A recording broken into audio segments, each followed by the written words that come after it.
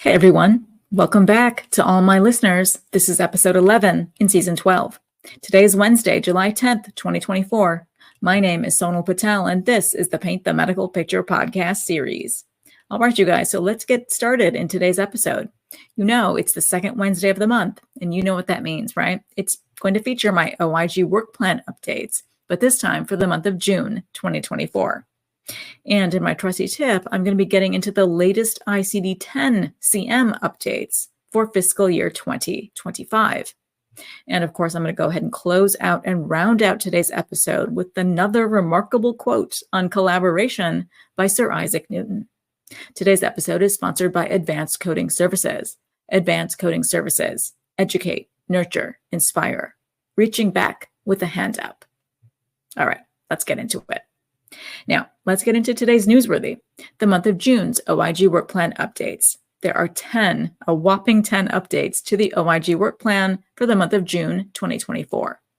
Now, the first OIG Work Plan update is titled Medicaid Managed Care, CMS's oversight of whether states return the required federal share of medical loss ratio remittances.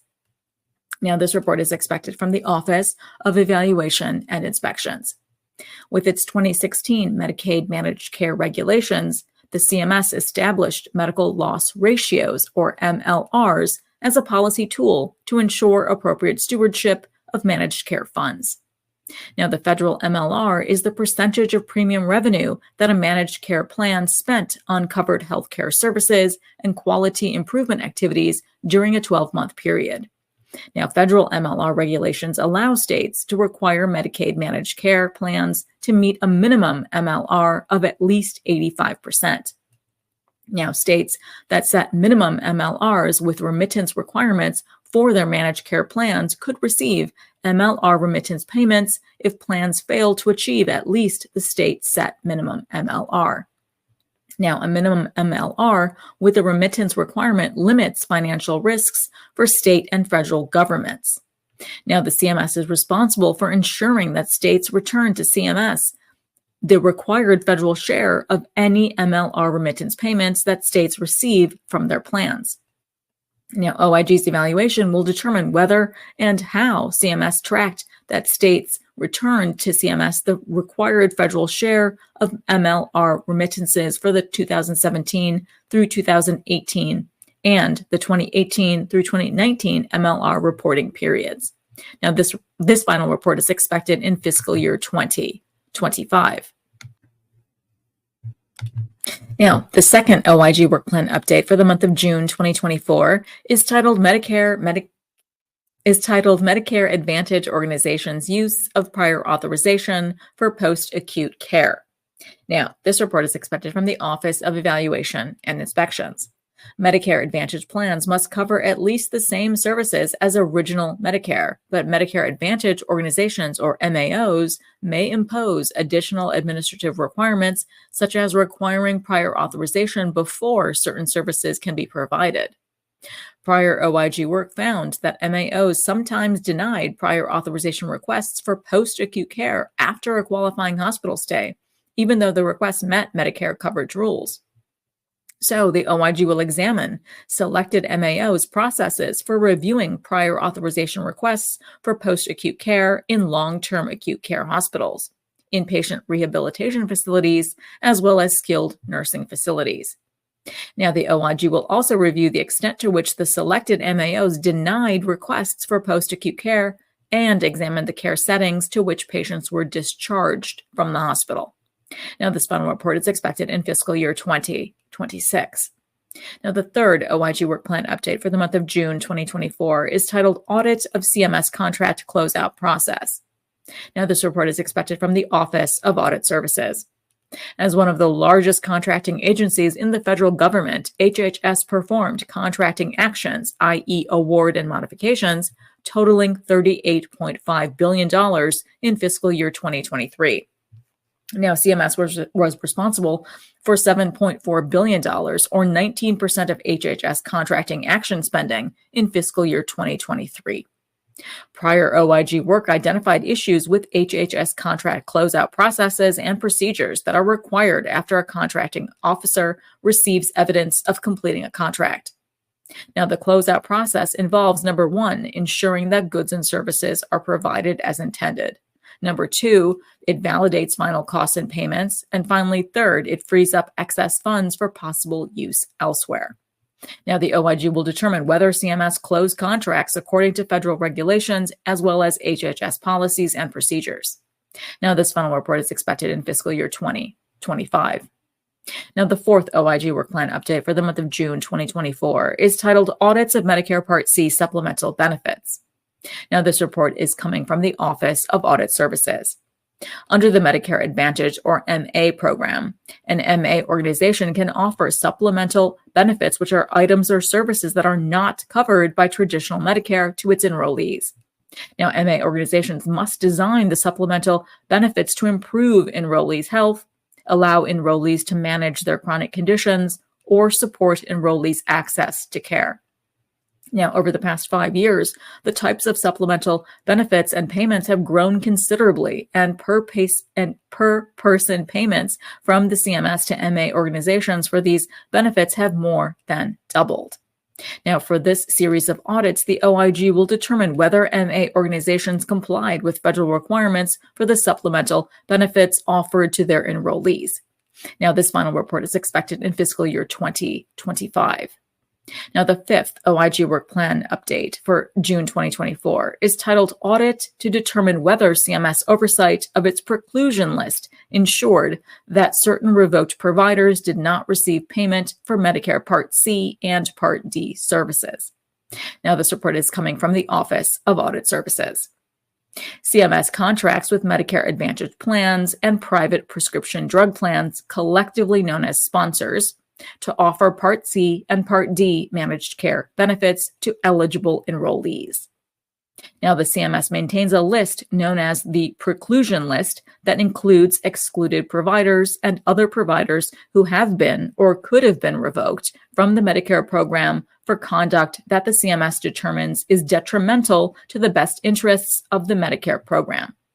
Now, federal regulations prohibit sponsors from making payments for services provided or prescriptions written by providers on the preclusion list. So the OIG will analyze the CMS data to identify any revoked providers and included on the preclusion list, report on why they were not included as determined by the CMS, and point out potential vulnerabilities in not including revoked providers on the preclusion list. Now, this final report is expected in fiscal year 2025. Now, the sixth OIG Work Plan update for the month of June 2024 is titled Durable Medical Equipment, Fraud, and Safeguards in Medicare. Now, this report is expected from the Office of Evaluation and Inspections. Each year, Medicare payments for durable medical equipment, prosthetics, orthotics, and supplies, otherwise called DMEPOS, top more than $7 billion in traditional Medicare alone.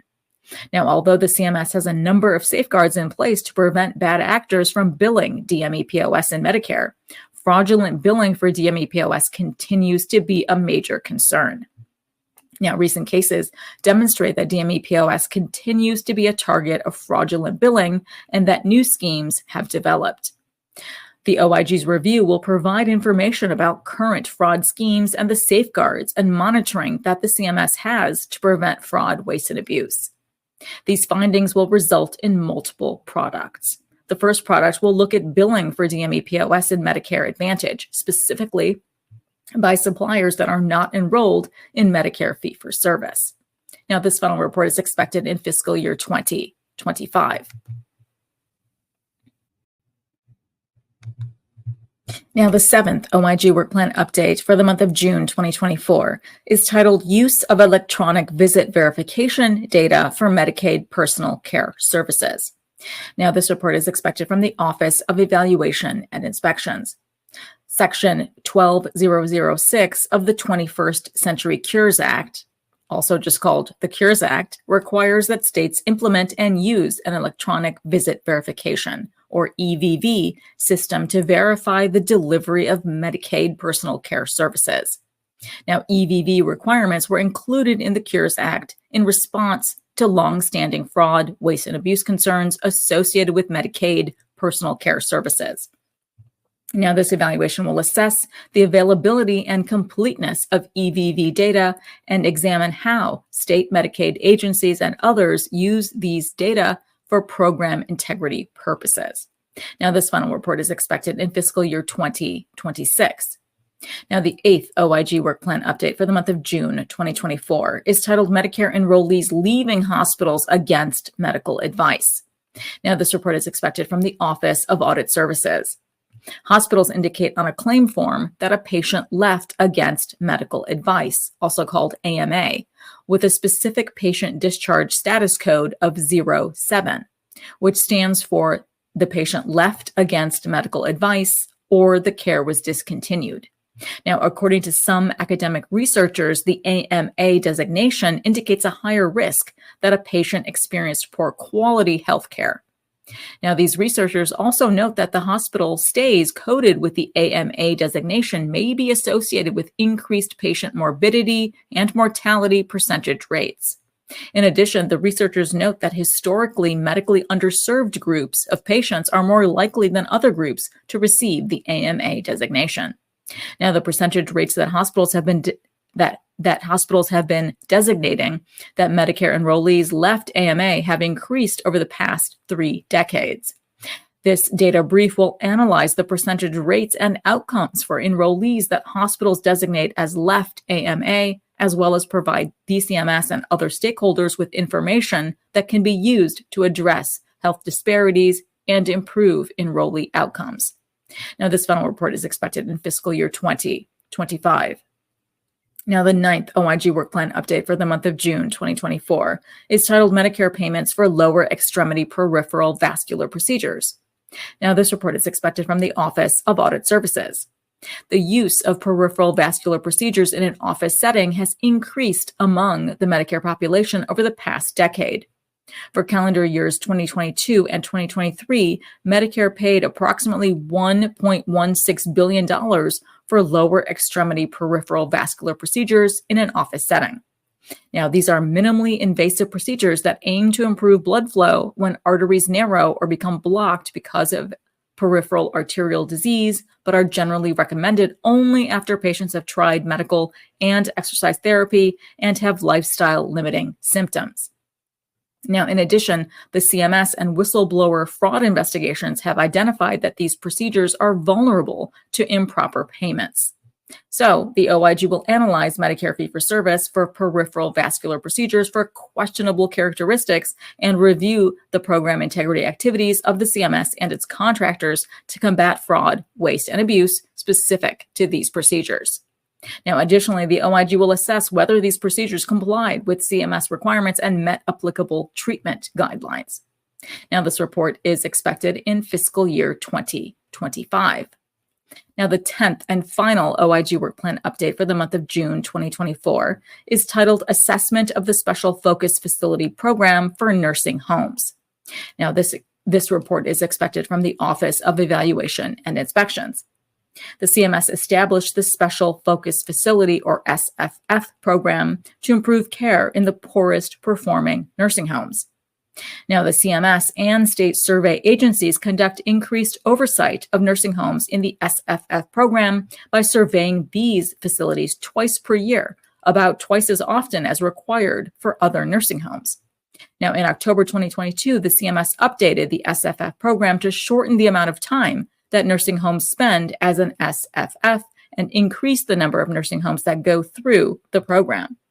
This particular study will evaluate the CMS's and state survey agencies' implementation of the SFF program, including implementation of the October 2022 program updates.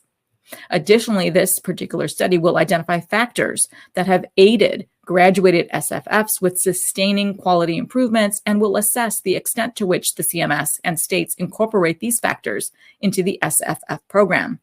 And finally, this particular study will also provide descriptive information about nursing homes that participated in the SFF program from the year 2013 through 2022. Now, this final report is expected in fiscal year 2025. 2025. Now, I know I, for one, am very much excited to review all 10 of these final reports when they come out from the two departments, the Office of Evaluation and Inspections, as well as the Office of Audit Services.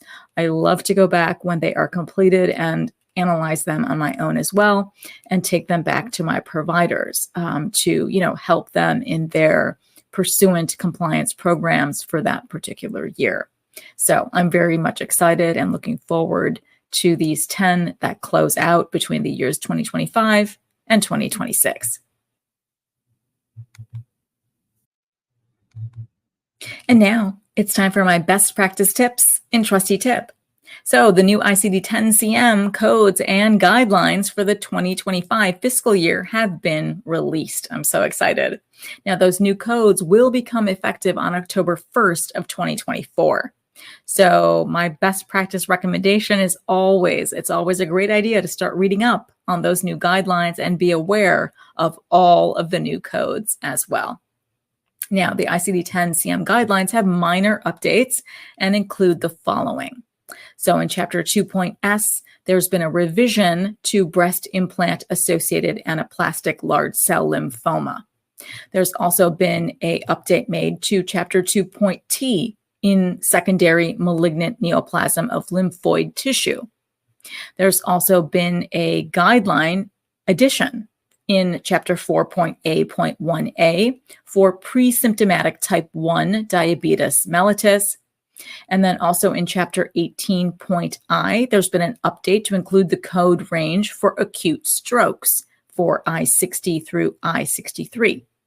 And then finally, in Chapter 21.C, there's that guideline update for the categories of Z codes to include the status of Z17 descriptions, which have expanded to include, quote, and other hormones and factors, end quote. Now, like I alluded to a moment ago, the diagnosis codes, right? How many of them are there? Well, in general, the ICD-10 CM codebook now contains over 74,000 codes. But for fiscal year 2025, there were an additional 252 additional codes, 36 deleted codes, as well as 13 revisions that were made. Now, some of those brand new added codes are going to include just a handful here that I want to include and talk about. They include the expansion of our obesity codes to include the obesity classes.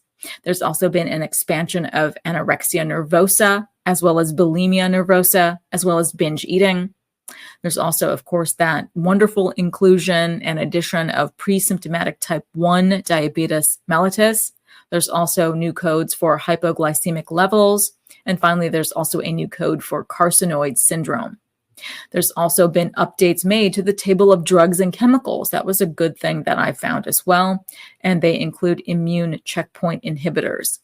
Now, that particular chapter also includes dehiscence of gastrointestinal tract, as well as internal operational wound and deep operation wound.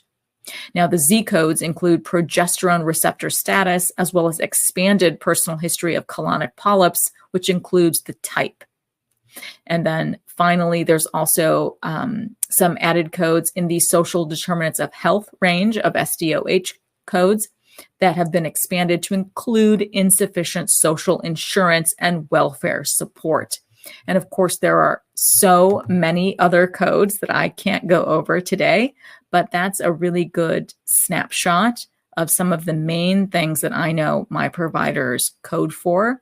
And now can actually capture in coded form. So, even though they see patients in this particular population, they can document for it. Now they can actually code for it and send it out on coded claims as of course, October 1st, 2024. So let's not get too ahead of ourselves and start appending these codes on claims today. We have to wait until this code set of these new additions of 252 new ICD-10 CM codes. They're only effective on October 1st, 2024.